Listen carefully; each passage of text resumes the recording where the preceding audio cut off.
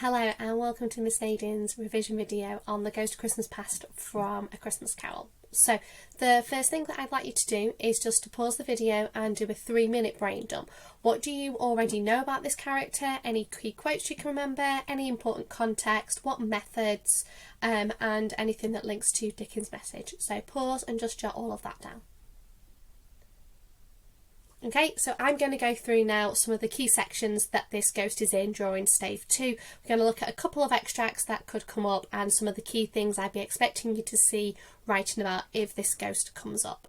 So, this is the first description that we get of the ghost, and it's described as an unearthly visitor. So straight away, Dickens is reminding the audience that this is a supernatural being, this is a ghost. And the style that we get of writing here is very much Dickens is still in the story. Dickens is being this intrusive narrator with the I tell you, as close as I am now to you, and I am standing in the spirit at your elbow. Dickens is very much putting himself in the story. Now he's able to do that because he was a huge celebrity when this book came out. Everybody loved Charles Dickens. The people would go and see him do readings, and he was really popular. So he is actually in this story as the narrator, and he's kind of saying, I am standing in the spirit at your elbow. So we have got him almost presenting himself as a supernatural figure there, which I think is quite interesting. But back to this ghost. So we've got it as an unearthly visitor, and then we get told it's a strange figure. It's like a child, yet not so like a child as like an old man. And the description that we get here is full of those juxtapositions, full of those oxymorons, those contrasts. It's a child, but it's not a child, it's an old man. And then its hair is white with age, but its face has got not a wrinkle on it. It's muscular, but it's also delicate. So all the way through, this creature is described in such an unusual way. And it wore a tunic of the purest white. Now I think that's really interesting when we compare that to the Ghost of Christmas Yet to Come, because the Ghost of the Future is in a deep black garment. So not only is it black, which is sort of the darkest colour, it is a deep black. Here, not only is the ghost wearing white, but it's the purest white. So we've got that superlative there of purest, highlighting that this is whiter than white, and it forms that really nice contrast with the ghost later on, and shows kind of how opposite they are. And then we get bump, that discourse marker telling us something is happening, and then the strangest again being that superlative. You cannot get more strange than the strangest. And the strangest thing about it is that we've got this bright, clear jet of light coming out of its head. Not just a jet of light, but that it's bright and clear. It's pure. It's associated with goodness. And that is what Scrooge can't cope with, we discover later on in this stave.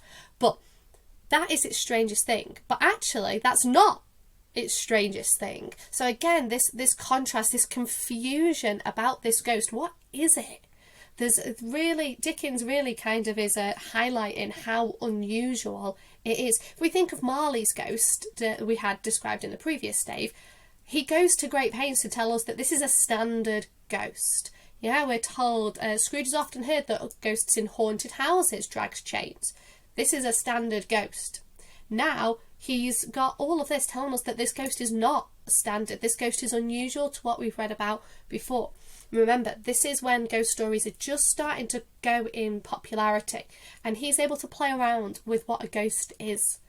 And so we get that this is its strangest quality, but not its strangest quality, because the strangest thing is that it's a thing. So it's not called a ghost in this.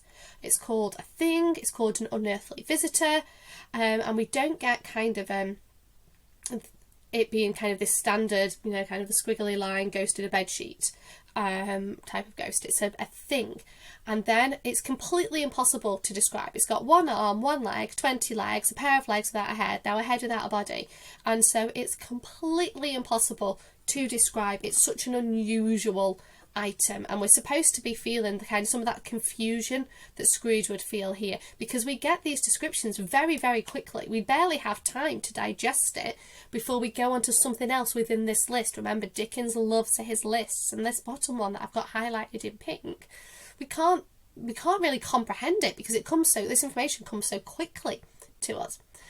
And then we're told that its voice is soft and gentle. So even though it looks very, very weird, we're not supposed to be scared of it. It's soft, it's gentle, and I think the fact that it's associated with this purest white, Dickens is telling us this is okay. We don't need to be worried about it.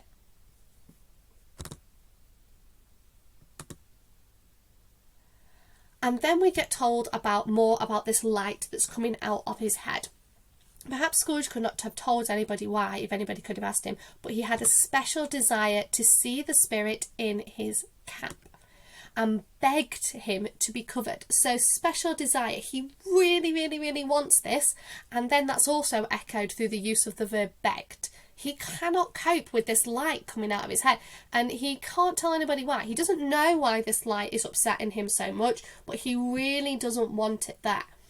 And the ghost is horrified by this. Would you so soon put out with worldly hands the light I give? Is it not enough that you are one of those whose passions made this cap and forced me through whole trains of years to wear it low upon my brow? And that's linking to what Scrooge has done throughout his life. He's kind of tried to shut out the good, tried to shut out sort of all these positive memories, and that's kind of what the spirit's alluding to there, that kind of this light is, you spend enough time in your normal life getting rid of it, you've got to deal with it now. And then move over here, we get why the ghost, he asks the ghost, why are you here? And the ghost says, your welfare. And we can see Scrooge is not particularly on board with the ghosts yet. He's more willing to consider that he's real than he was when Marley first appeared. But we get that discourse marker again telling us that there's going to be a change, but could not help thinking that a night of unbroken rest would have been more conducive to that end. He thinks, it would be better to have a good night's sleep than this. He doesn't really believe that the ghosts are going to change him. Whether or not he believes that he really does need to change, he definitely did when he was talking to Marley, but he's had an hour or so to forget about that now. And we get the ghost saying, well, I'm going to take your reclamation then. Take heed. Rise and walk with me. Now he claps him gently by the arm, so it's not that authoritative, but he is definitely using that imperative tone with take heed, rise, walk with me. So the ghost is taking control. The ghost isn't letting Scrooge get away with this, and he wants to take him and fly. And Scrooge says, I am mortal and liable to fall. He doesn't really understand that the ghost is going to give him these supernatural powers, and he's still focused on kind of his mortal real life as opposed to his spiritual life. So he's very much here thinking just about Scrooge in his counting house, not Scrooge, his soul, that's kind of possibly going to be trapped in purgatory with this big long chain like Marley's wand. He's not thinking of that. I am mortal. He's focusing on his earthly life as opposed to his spiritual life. And then he takes him, and the ghost shows him lots of different memories, and I'm not going to go through them in this video because this video is focusing just on if we got a question of the ghost, not if we got a question on Scrooge. But this section, I thought, after the Fezziwig party, is really key. So Fezziwig is the foil to Scrooge. He spends his money and he creates these this lavish party, and kind of he's a positive character. And the ghost is almost critical of Fezziwig. A small matter to make these silly folks so full of gratitude. And Scrooge is kind of horrified and defends Fezziwig. And we have the ghost going, why? Is it not? Has he spent but a few pounds of your mortal money, 3 or 4 perhaps? Is it so much that he deserves this praise? He's questioning Scrooge. He's kind of repeats those questions we've got. Is it not? Is it so much that he deserves this praise? And it's really minimising it, but a few pounds, a small matter. Kind of going, well, he hasn't done very much. And Scrooge leaps to Fezziwig's defence. And then that is when he realises, oh, actually, this is the message. It's not that the ghost has gone, this is the message, you must listen to me. He's kind of shown him Fezziwig, criticised Fezziwig, and then Scrooge has reached the conclusion for himself. And then the ghost kind of interrogates him on it. He asks, then he insists. So insists, it's building in intensity with Dickens' verbs choices. But Scrooge isn't prepared to admit it yet. He's thought about it, but he's not prepared to admit that he's learned his lesson. So we get no. Just that repetition of no. I should just be able to say a word or two to my clerk just now. That's all. He's minimising it, but we can tell here that seed's definitely been sown, that if he did just a couple of nice things, he can make everybody's life a bit better. And so the ghost encourages him to reach that conclusion himself. And then we get the bit where Belle breaks off the engagement and show me no more, conduct me home, why do you delight to torture me? One shadow more. The ghost is not, kind of doesn't put up with any of Scrooge's rubbish, and when Scrooge is going, I've had enough now, take me home, the ghost is very much in control. We've got that exclamation mark and we've got exclaimed. We've got the ghost being fully in charge, and it's relentless, and it forced him to observe what happened next. So the ghost is yes, its voice was soft and gentle and its purest white, but it's also not going to be bossed around by Scrooge, and it's going to do what it needs to, which is to show him the final vision, which is Belle with all of her children being really happy when he's on his own in his counting house. And then Scrooge can't cope with that in a broken voice. Yeah, he's really, really upset by it all. Remove me from this place. And the ghost is like, well, not my fault. That they are what they are. Do not blame me. And we get that exclamation mark there going, this is, it's not my fault. I'm not making things up. This is all things that happened in your life. But Scrooge has blocked out all of these memories.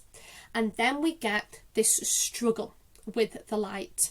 So the ghost is still there with all of his light coming out of his head, and Scrooge observed that its light was burning high and bright, and dimly connecting that with its influence over him, he seized the extinguisher cap and by a sudden action pressed it down upon his head. He's trying to block out this light. Now, he doesn't know why he's trying to block out this light. It just says it's dimly connecting. He doesn't quite work out why this light is upsetting him so much, but he wants it gone.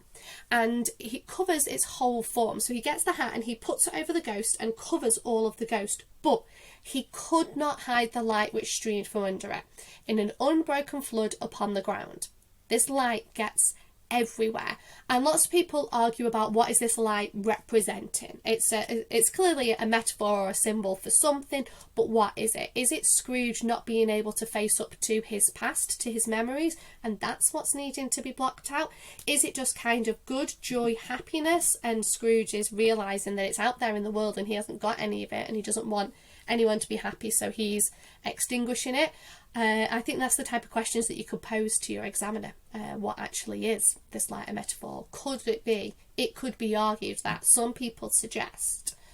And so we get all of this, and he puts the light out, tries to put the light out, he can't, and he just falls asleep. And so that's our Ghost of Christmas Past. So, key things to remember, because obviously you may get an extract, which is why I've gone through those bits, or we may just get a question about ghosts and we just need to know about them. So it is a ghost of juxtapositions. It is impossible to describe all the way through. It's delicate, it's muscular. It's like a child, yet not like a child, like an old man. It has a light coming out of its head. Is that a symbol for joy? Scrooge cannot cope with this. He ends up trying to extinguish it. He's not ready to let joy into his life yet. It's a real contrast to the Ghost of Christmas Yet to Come, because it's the purest white versus deep black. Its voice is soft and gentle, whereas the other ghost doesn't speak at all. And Scrooge's reactions to the two ghosts are very different. This one, he is thinking, oh, I'd rather have a decent night's sleep, and he doesn't want to go out the window because I am mortal. Whereas the Ghost of Christmas Yet to Come, he follows him and just kind of does what he wants and kind of accepts him. What I think is interesting about this ghost is it encourages Scrooge to realise he should treat others better through the visions and his questions. It doesn't say, this is what you need to do. Like Marley said, you need to change. And that didn't really work. So this ghost has kind of shown him and kind of making him draw those conclusions himself. It doesn't give up on Scrooge. It's relentless. It forced him to observe. And then again, linking back to this idea that the light cannot be extinguished. Is it a metaphor that we all have good within us, no matter how much we deny it? That's one possible theory. So I hope you feel more confident on the ghost of Christmas past now, should they come up. Thank you very much.